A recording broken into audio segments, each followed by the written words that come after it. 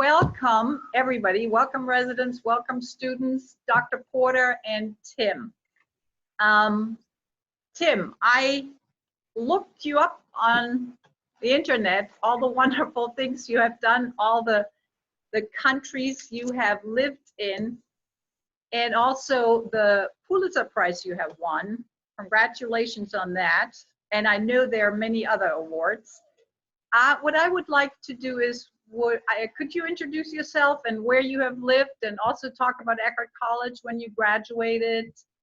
So you know yourself better than I do. That would be wonderful. Good. Can everybody hear me now? All right. Okay.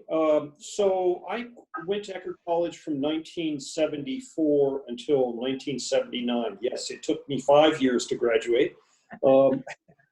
My father was a professor there of sociology and community development during part of that period, and I studied literature, but I ended up getting a job at the St. Petersburg Times and falling into journalism without ever having taken a journalism course.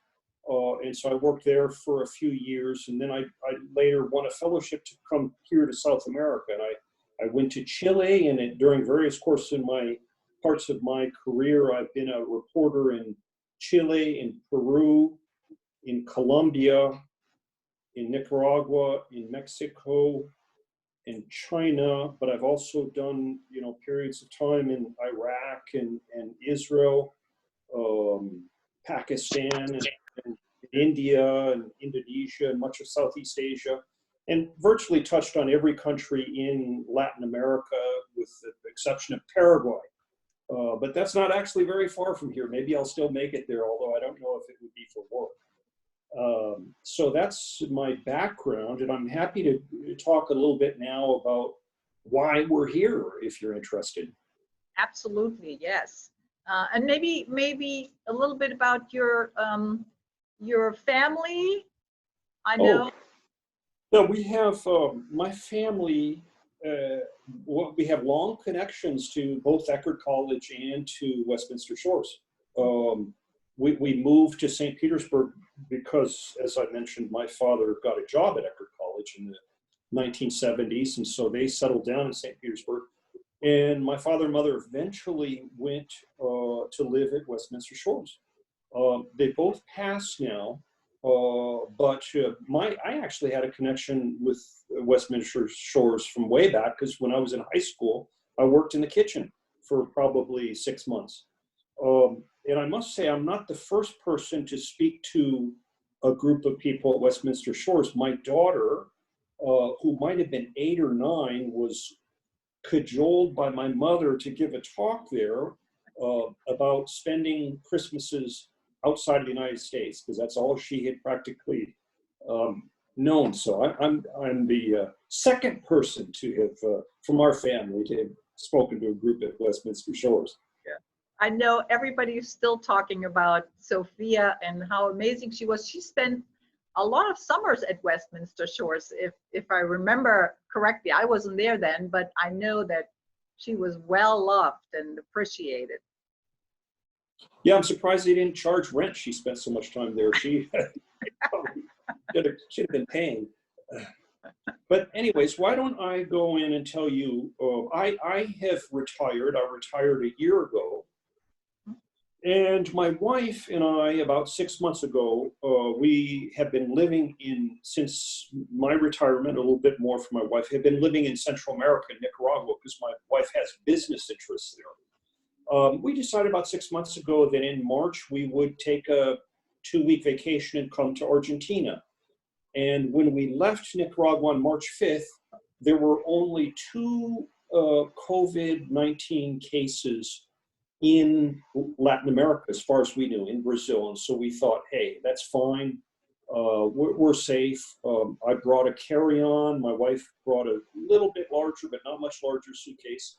And we left happily for Argentina. Spent 5 delightful days in Buenos Aires, including visiting an old friend of mine from the Miami Herald who lives there with his wife. And then we spent a few days in the neighboring country of Uruguay, in Montevideo, visiting some friends there.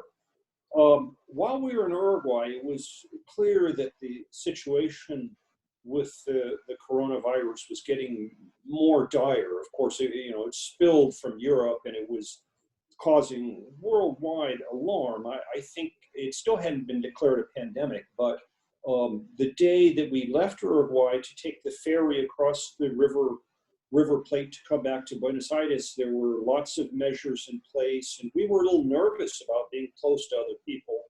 We weren't wearing masks yet. It wasn't until the next day when we were scheduled to take a flight from Buenos Aires to where we are now in Mendoza, which is smack up against the Andes in the western part of the country, just, barely 100 miles from the capital of Chile, maybe less as the crow flies.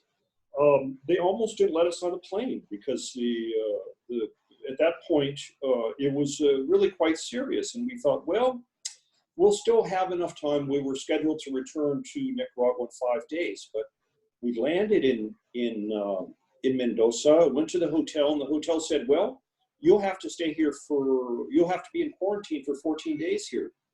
And we decided that we had a flight. We didn't think that was going to work. So we said, no, thank you. And we found an Airbnb. And since then, we've been staying in 2 different places. We're in a 1-bedroom apartment now.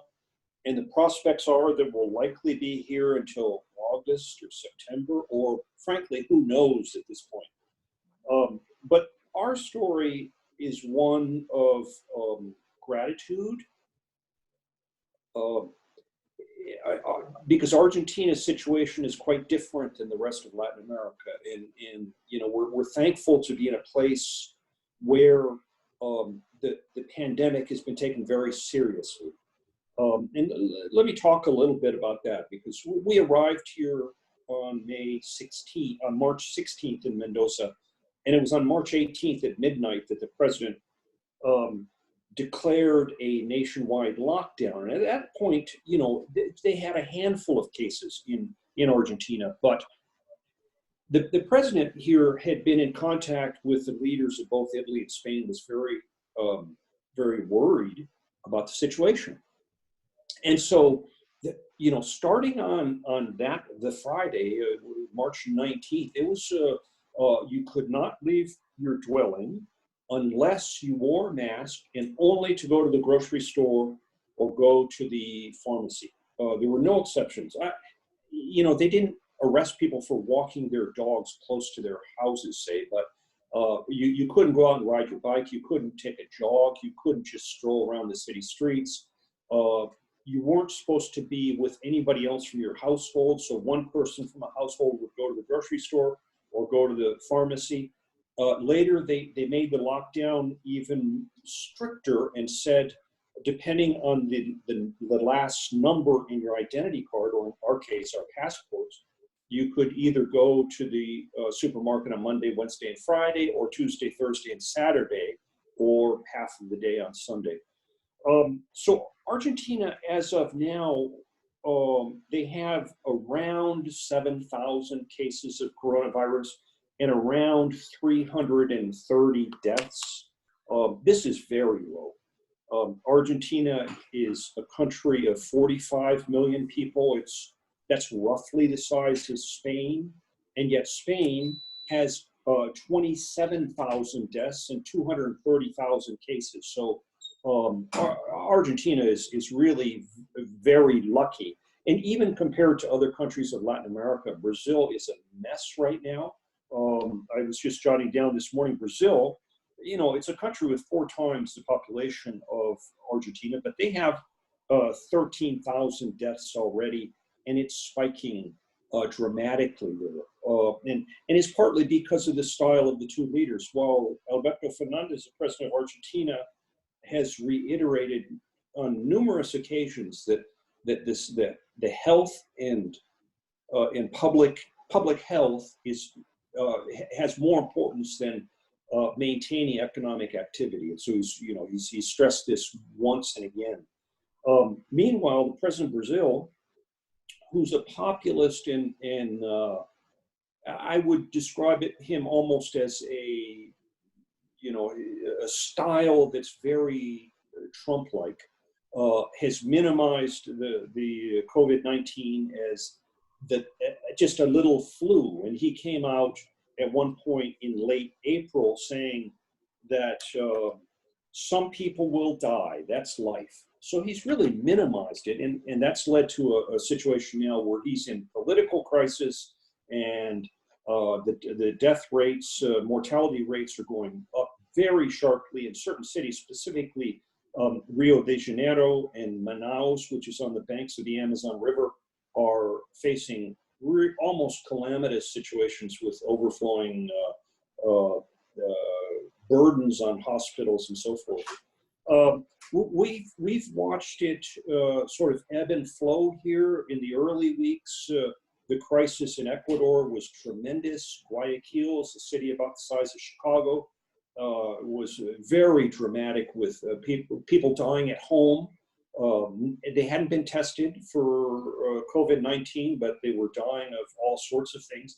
And bodies were being lined up on sidewalks waiting for public safety officials to take them away.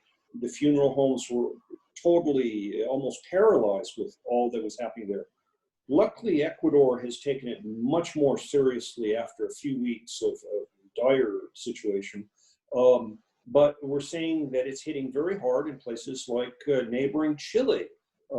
Chile just yesterday locked down the capital even further because of a secondary spike in infections. So, you know, I'm gonna say that we're lucky to be here, because our option was really either to return to Nicaragua, which is a whole nother case, and we've seen the situation go dramatically worse there as well. Nicaragua in Central America is a small country, maybe 6 million people. It is one of the only countries in the world that has simply denied the threat of the coronavirus. And up until as recently as last week, and in fact next week, the government has allowed to go ahead, a car race to go ahead that will draw thousands of people, because they just you know, the whole orientation of their policy is that somehow Nicaraguans will be exempt from being affected by this pandemic. And yet in the last week, there's almost panic among people we know there. People are wearing masks even though it's not obligatory. The hospitals in a couple of cities, namely Chinandega, which is a agricultural region in the northwest, and in Managua, some hospitals are overflowed. And the doctors have been ordered by the central government not to test for COVID-19, to simply declare that these people are dying of what they call atypical pneumonia. And so, and virtually, the government has virtually banned information about the extent of this illness. So people, you know, it's impossible to know what kind of ravaging effects are occurring there. That's very different, say, than here in Argentina or countries like Colombia, where there's a lot of information transparency. Panama, every night they update all their figures. The Panamanians, while they've been hit hard, have a lot of transparency and know what's going on there. And so, you know, it's people are talking about Latin America as being the next phase after Europe, where you know, and after the U.S., after New York and Detroit and so forth, that's going to get really hit hard. So I think you're probably going to see it in the news and in the newspapers over the next 2 to 3 weeks as a real spike in some of these countries. That's probably all that I've really sort of prepared to talk about. I'm happy to answer any questions or have any other perspectives. Let me just comment for a second that you know, as our personal situation has changed here, we've accommodated to, you know, making a once a week shopping trip to the grocery store. We can walk to several. We have a taxi driver who will take one of us every 10 days or so to a bigger, there's a Walmart, there's also a big national chain called Koto that's got a wonderful selection of groceries.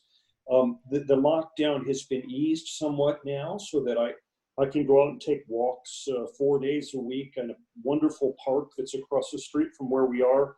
And I can look up now and see the Andean foothills. It's a wonderful autumn day here. So we're not suffering, as well as the fact that there's a wonderful wine here. And so we're indulging a bit in the great Malbec that's here in Argentina. Well, it, oops, no. It almost sounds like you're enjoying your stay immensely. Was it ever like a feeling of hardship that you couldn't go back to Nicaragua in the beginning, or? Oh, I wouldn't say hardship, but it was, there were some discomforts. These are really minor compared to falling ill, but we didn't have warm clothes, and it is autumn here. So once we got some fleece jackets and some new clothes, because we really came with short sleeve shirts and expecting to be here in late summer, but it's gotten cold. I think it got down to 39 degrees last night. I would say that, and I'm not used to not having a computer. I have a tablet and an iPhone, but don't have my computer with me. So that's taken some getting used to, but it's kind of like being on a retreat, I guess. It's we've gotten used to it. We spent a lot of time together. My wife is able to work very hard from here, managing. She has a medical supply company, which is. Sadly, it's actually doing very well because of the crisis, but so she's been handling a lot of the purchasing from Asia from here and been able to do that quite well. Thank you so much, Tim. I said earlier for everybody, but not everybody was here yet, please, if you want to ask a question, there is a button down there on your computer that says reactions. So if you would like to ask a question or make a comment, please use that reaction button or unmute yourself by pressing the space bar and holding it down. That will unmute yourself. Rick, did you have a question? Yeah, to Tim, how's Sophia doing? Sophia is. So you have a history with her. You remember her from Westminster? Oh, very much, very much. She was such a real ray of light here, and we loved having her come, and look forward to her coming every year. Oh. It was like having 100 grandparents for her. And she knew everybody in the dining room, and she'd come up and speak to you and call you by name, and she knew who you were, and you knew who she was. And then, and then through Jean, we were able to keep up with what she was doing. But now that Jean has passed on, I've lost out on Sophia, and I miss her. Well, Westminster Shores has a big place in her heart. She's graduated from college.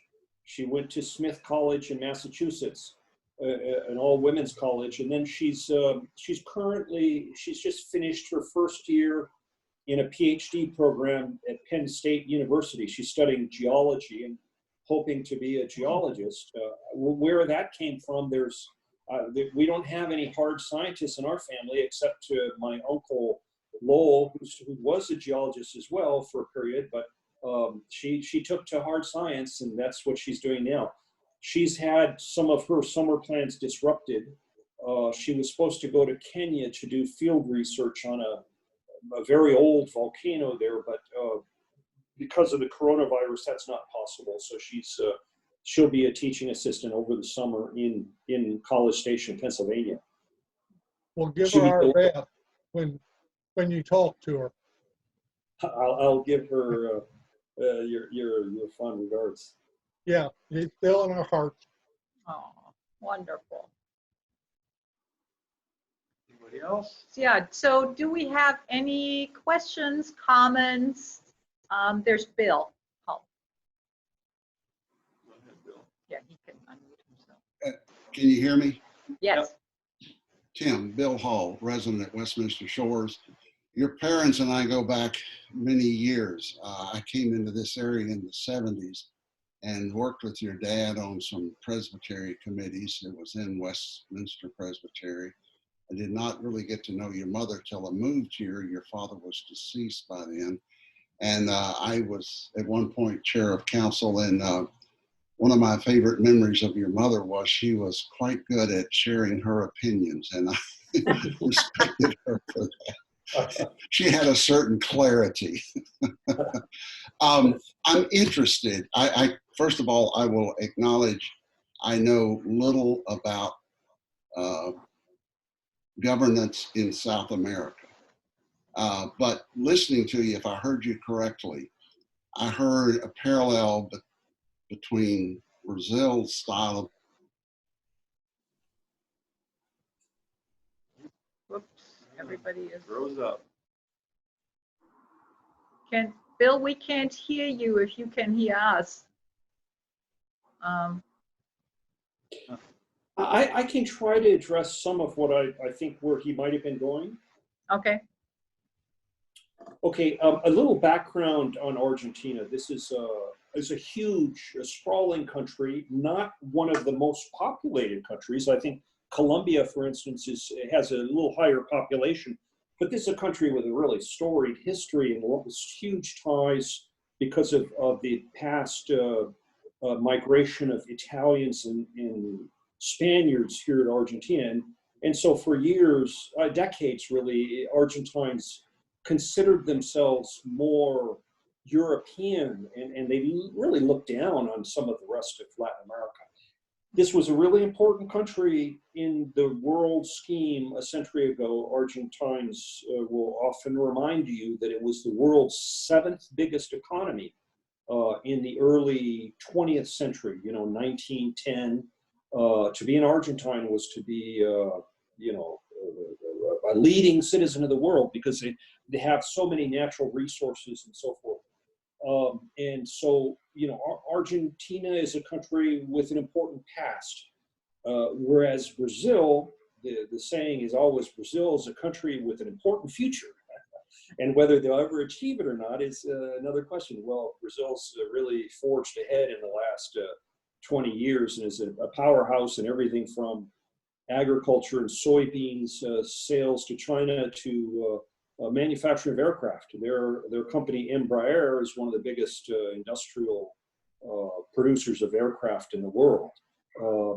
And yet the styles of leadership have changed, and Argentina has been through 9 defaults of their foreign debt over the last 4 or 5 decades. And before, I've been to Argentina a few times, not really too much for work, only for a couple of times on work, but my impression was that mismanagement of the economy was a constant, and it hobbled the country, and it was just a dramatic problem that the whole Peronist era and then a period of military dictatorship was going to cause Argentines to make it very difficult for them to lead into the modern era. But I got to say that actually being here, walking the streets of Buenos Aires, which is one of the most beautiful cities I've seen anywhere in the world. It's a real treasure. And seeing the levels of civic behavior is so different than other Latin American countries that I'm used to. They've got laws. You've got to wear seatbelts in cars. The park across the street's got all sorts of signs. You've got to keep your pets on a leash. You've got to pick up after your animal, the waste of your animal. There's just a lot of civic spirit and discourse here, and that doesn't always come through in the news stories. And so, we're thankful that the leadership of the country has really just taken this very seriously and kept Argentina safe, whereas that's not happened in Brazil. I don't see Bill anymore, so I don't know if that answers some of what he might have been asking. Yeah. Can you hear me now?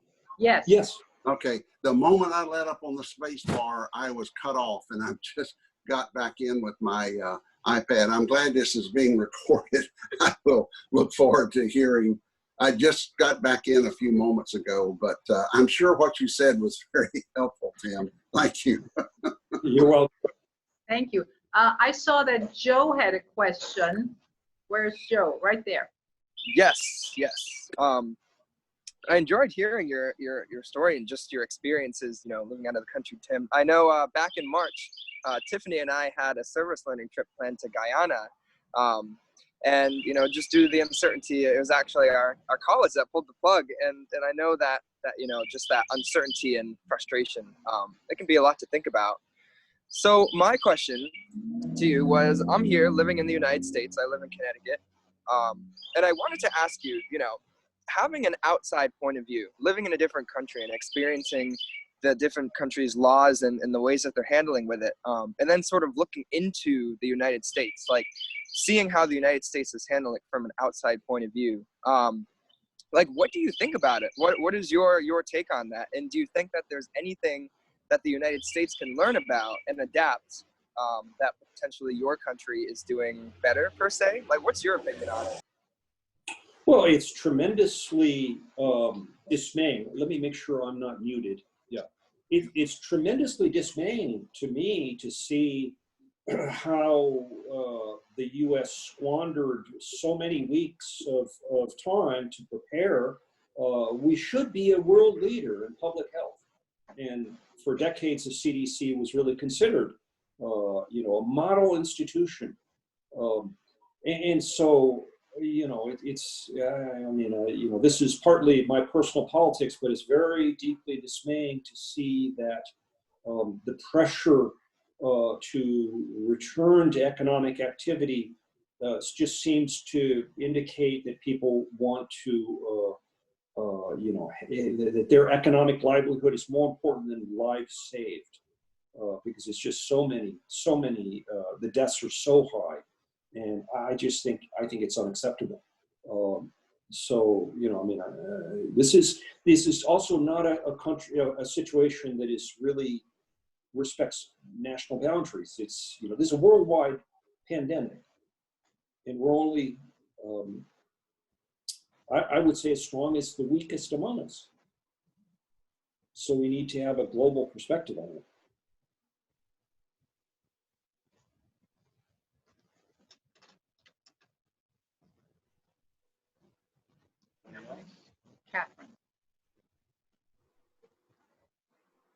Catherine, we can't hear.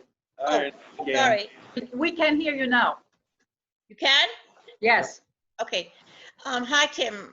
I'm going to say quickly, first of all, that I knew your parents, both of them, when they first came back and lived in Pinellas Park, and they were associated with Good Samaritan Church, and your father was an associate pastor, and just because, to make it legal, he got a salary of $1 a year. But anyway, I'm sure he didn't live off that. But I wanted to talk about South America, and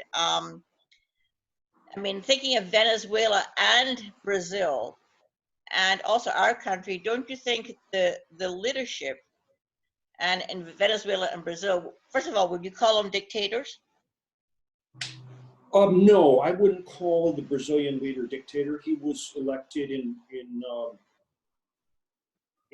I think what were considered fair elections, but in a wave, in a context of national disgust at corruption of past governments. So no, I wouldn't describe him as a dictator. I think the Venezuelan situation is more complex and more dire, and the Venezuelan leader, I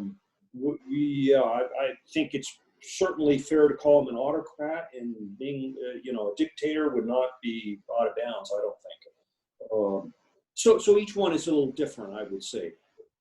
I can't say that I'm completely up to what is happening in Venezuela now. It's a country I know well because I've been there dozens of times.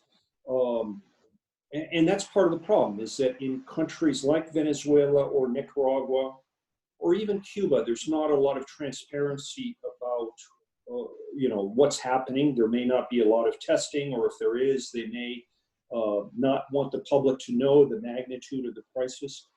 In Venezuela, the health system is in frank collapse. They don't have drugs for all kinds of other illnesses. So it would be the last place on earth I would want anybody to fall ill, because I don't think you're going to really get much help in a Venezuelan hospital. So yeah, those, in a pandemic, you need to have transparency of information, because you need to have a public that's willing to make sacrifices because they feel that they're informed.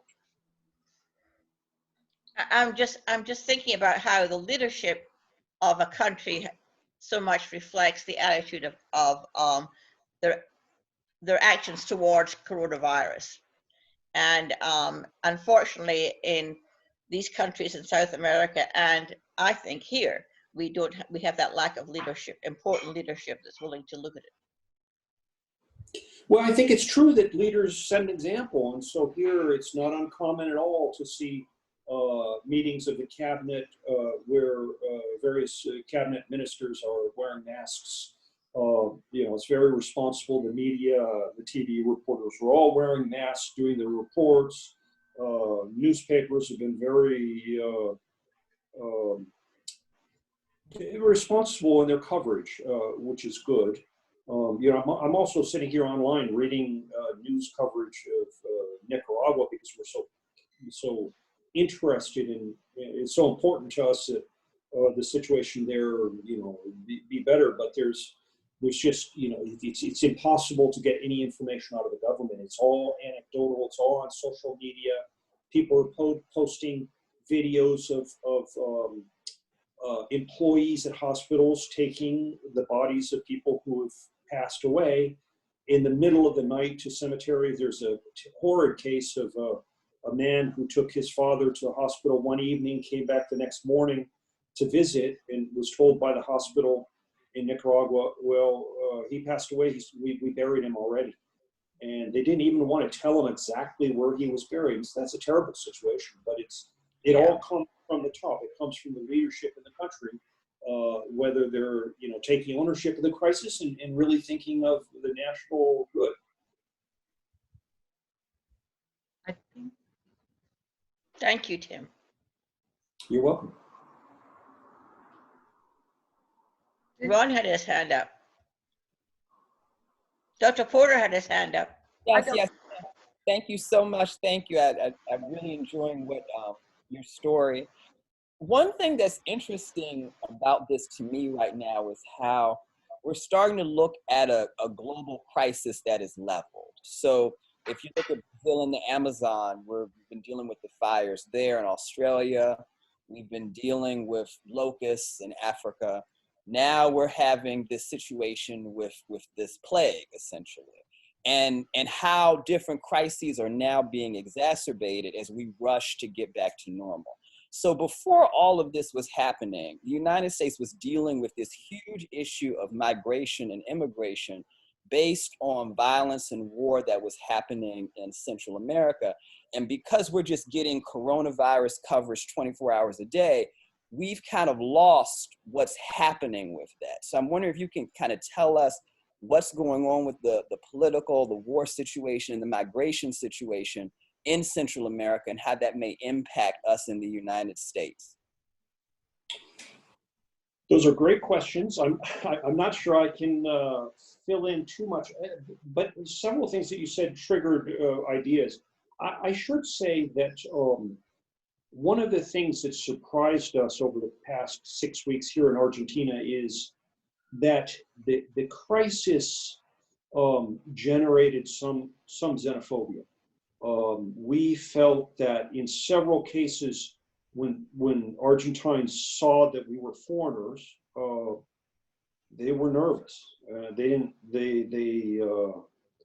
would question us. We would, and some of it was logical. The police or authorities at the airport would say, when did you enter? Where did you come from? And that was all good public health policy, I think. But I recall very specifically going to get a new chip for my cell phone, and the young woman behind the counter, once she saw that we were foreigners, she just thought we were, carriers of the contagion. And I think that takes place in lots of parts of the world, is that there's a certain fear of any outsider. Going on to Central America and migratory flows, I can tell you that there's a real division in Central America. Once you hit that the border between Honduras and Nicaragua, say, Nicaraguans look south. When they want to leave the country, they go to Costa Rica. They don't go north. At least they don't in historically big numbers. So, I think there's some 100,000 Nicaraguans in Costa Rica now.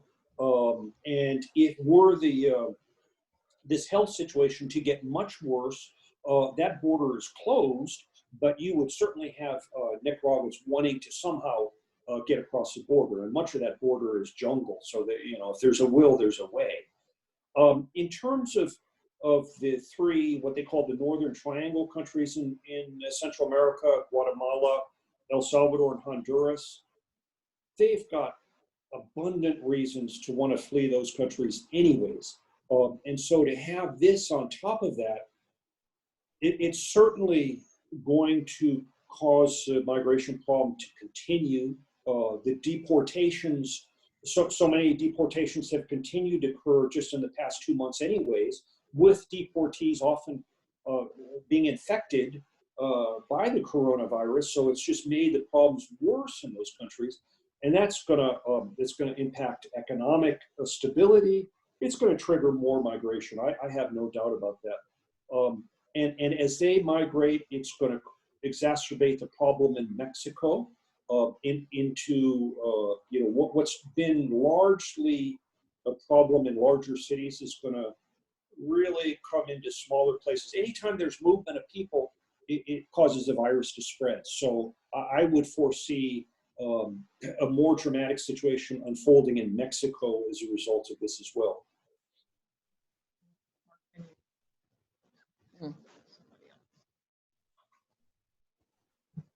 I see a hand up from Maya.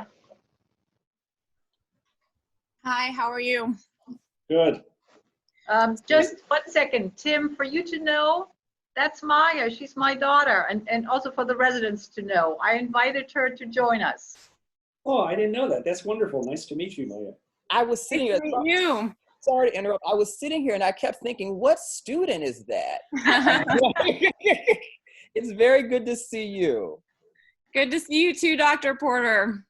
How have you been? I'm excellent. Sorry, I just realized that. Good to see you. No worries. I appreciate being confused for a college student. I'm almost 30, so thank you. So I was curious, I guess this is kind of a personal question, if that's okay, but you are an award-winning journalist and you're in your first year of retirement, and obviously this is huge news. I guess I was curious if you are missing being a journalist and writing about everything that's going on, maybe if you're still writing for yourself, or just kind of enjoying retirement about the same as you probably would be if there weren't a pandemic. Those are good questions.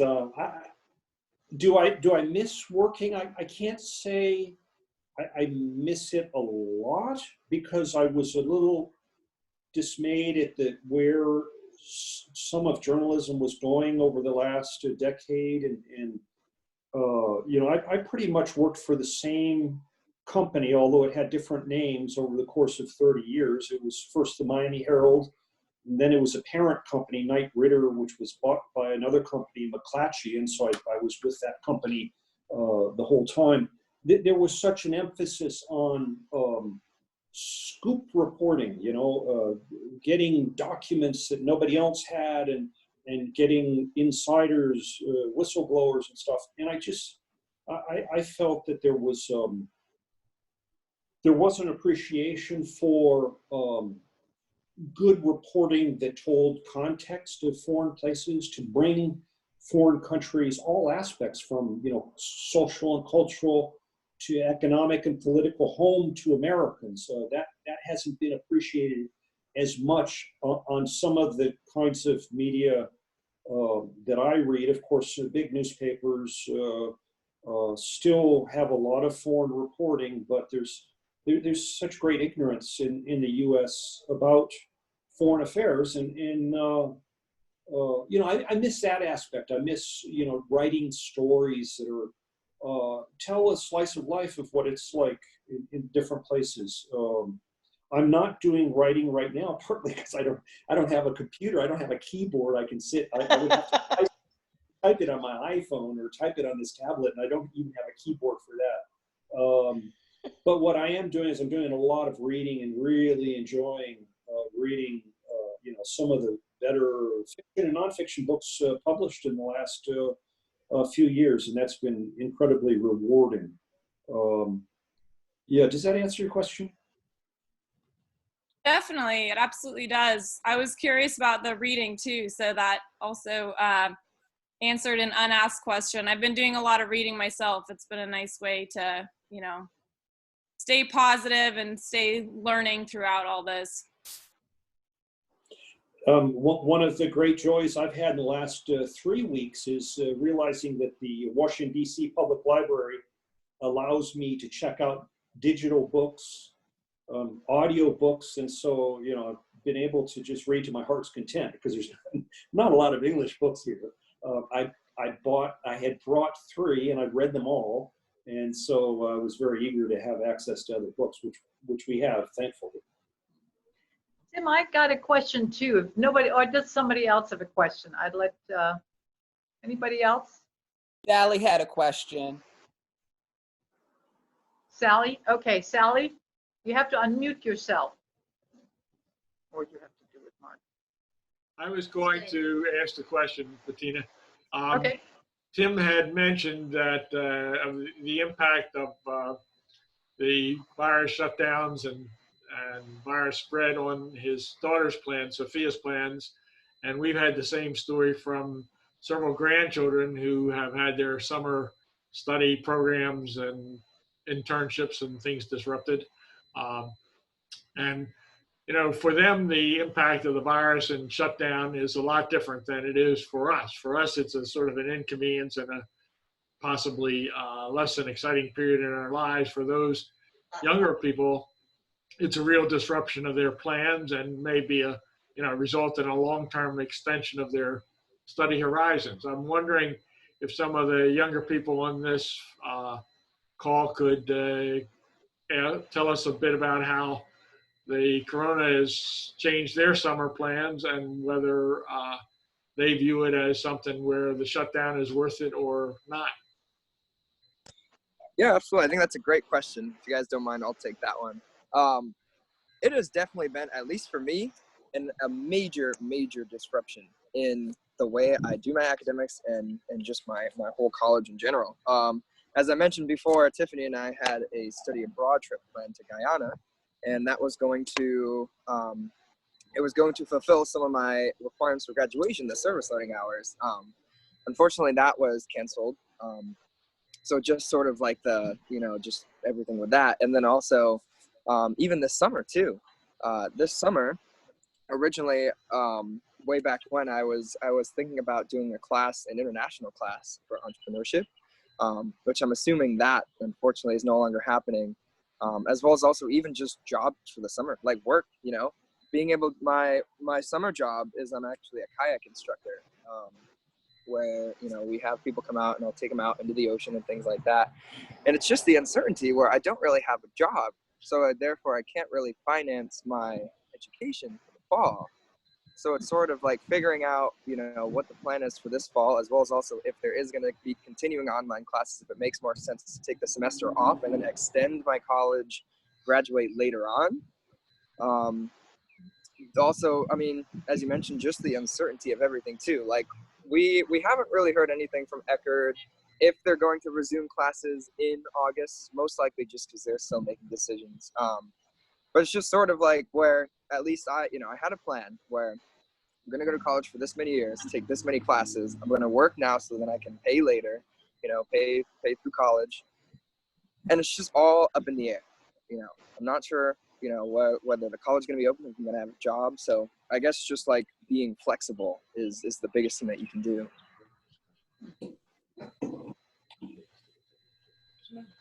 How about one of the other students? I know for me, it's been definitely a disruption because I am a hands-on, like in class learner. And so definitely coming to do everything online is a lot more difficult because I don't have that motivation I do at school to get everything done. But there has been one positive thing that has come out of this. I actually got an internship that's done remotely. So I will be doing work with animals, like work with research with animals this summer, but I'll be able to do it from my house. And had I not had to like look for remote internships, I don't think I would have got, or I wouldn't have got to like look for it or look for that type of stuff. So it's a really good like stepping stone for me to have that be my first internship, because that's what they like the company, it's called Fanimal, and that's the main thing that they want, is to get people to figure out which path with animal experiences they want. So it's going to be a really good stepping stone. I don't think that's like one good thing that has come out of this. As Joe said, there's a ton of uncertainty with where we're going to be in the fall, and like I have a ton of plans for them, but at this point we can't plan for the future. We just have to live in the now.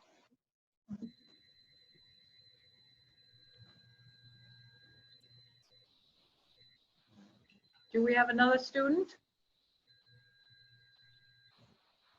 No. Tony and Rosie. Hi, I would love to introduce you also to Tim. Rosie is from Colombia, right? You are muted, so if you could press on your space bar, we could hear you.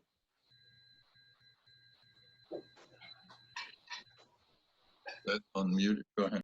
Yes. Okay. Press it. Yeah, we're good. Good. Okay. I am from Colombia, and I have to tell a story about your mom and me. Right after we got here to Westminster Shores, one night she was at the dining room, and then she said, "Can I sit with both of you? I want some questions to ask you." We end up talking about our lives, and one of the wonderful stories was that I told her where my two kids were born in Thailand, in what hospital, and it was the same thing for her. Where it was? What city? In Bangkok In Chiang Mai. and Chiang Mai. And she told us that some of her kids were born too in the same place. So we were kind of celebrating, our lives in that precise moment.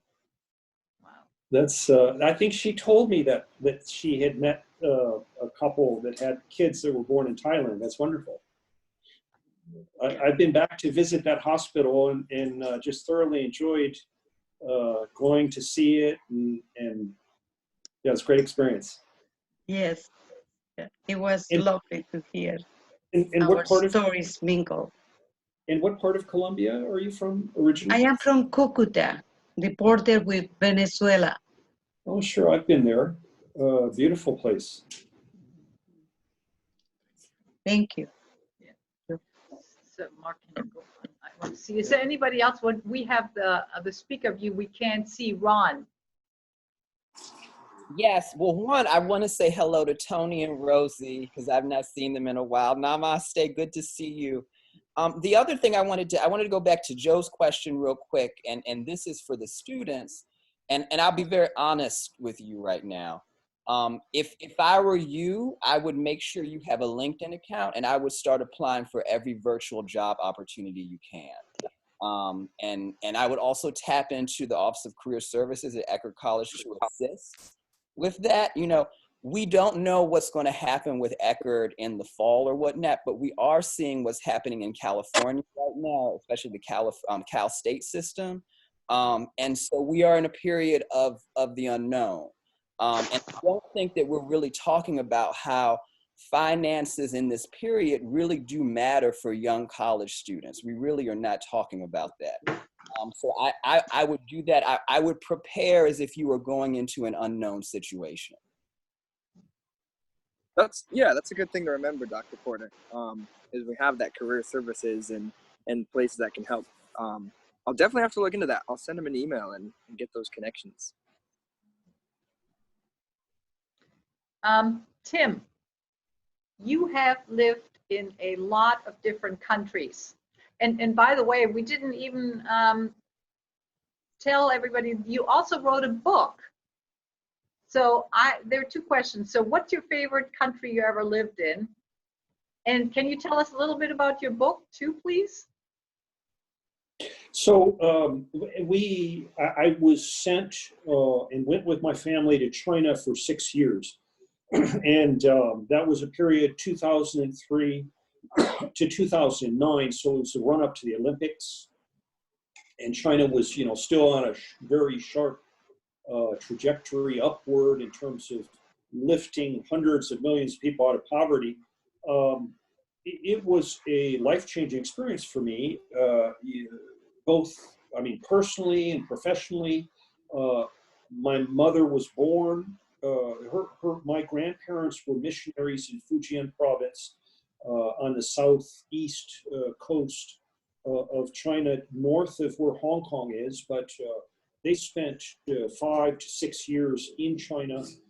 And so when I went there with my family, I was thinking that I would want to write a book and maybe write it about my personal family history. But as the years went on, I got increasingly interested in the situation of minorities in China.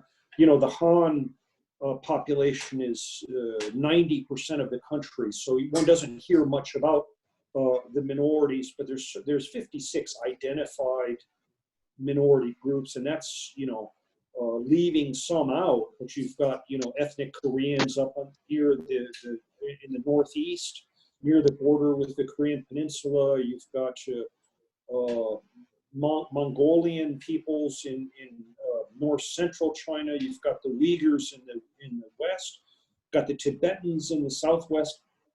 So my reporting took me to a lot of these areas, and I just found the situation of the Tibetans particularly interesting, not because I'm have any Buddhist beliefs or had been a follower of the Dalai Lama in any sense, but I found the political treatment of the Tibetans extremely interesting. So I wrote a book called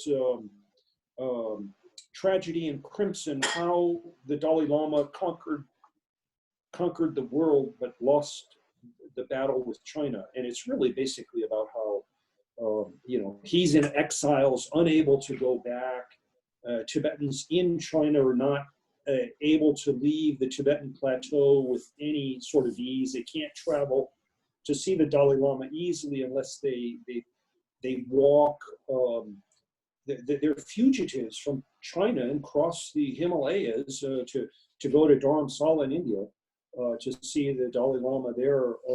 So upon leaving China, we spent 10 months to a year in Chiang Mai, where I wrote most of the book, and Sophia could go to school. My wife could continue to work on her business, which involves sourcing supplies in China.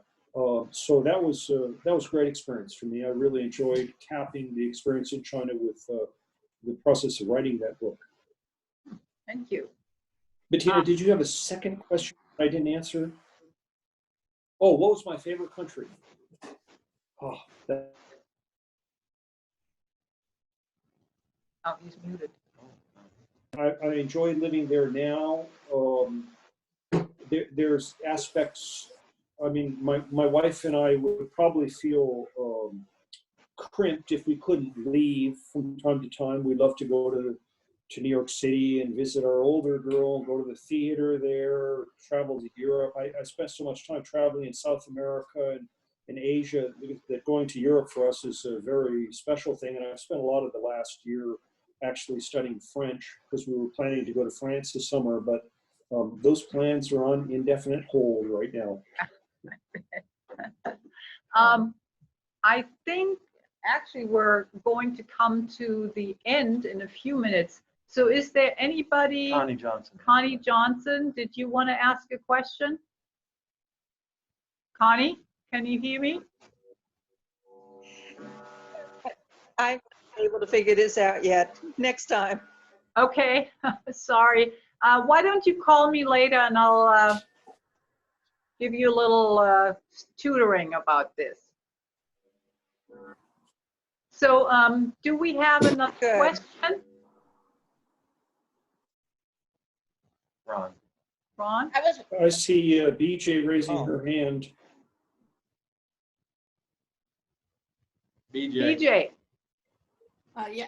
I was wondering about Olivia. Are you able to hear me? Yes. Are you able to hear me? Yes. Okay. I was just curious. You've lived all over the world, and I was just curious if you're ever going to live back in the United States. Well, I certainly hope so. We just got personal reasons why we need to be tied to Central America now, because my wife has a business there, and until that is, until she doesn't have to be there, we'll definitely spend much of our time in Nicaragua. But I love coming back and visiting. We still have a condominium in Washington, D.C. I love Washington, D.C. With all the Smithsonian museums and so forth. So I hope so. Very attached to the U.S. despite having lived abroad so much. Well, we certainly hope you're coming back too. Thanks. Anybody else? We'll take one more question before we leave. Catherine, did you want to say something?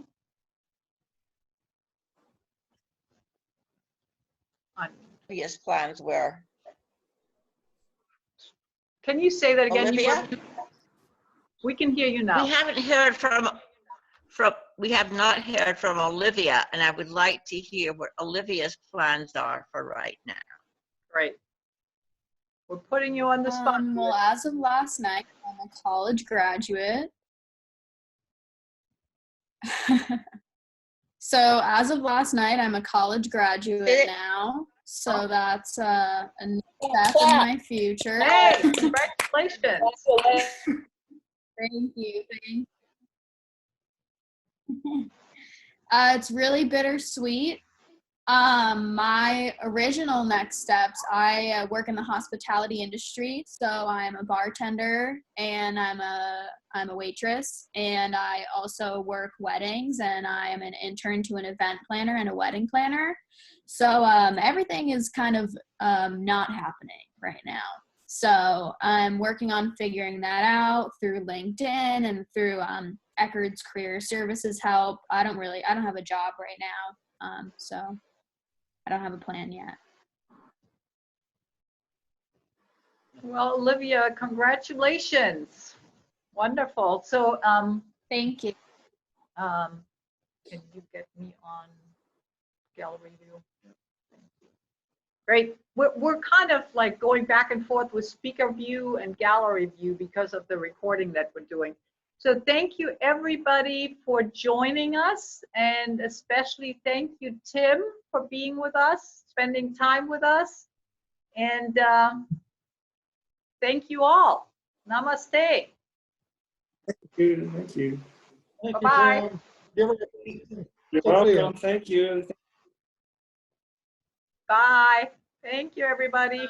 Bye. Thank you. Bye.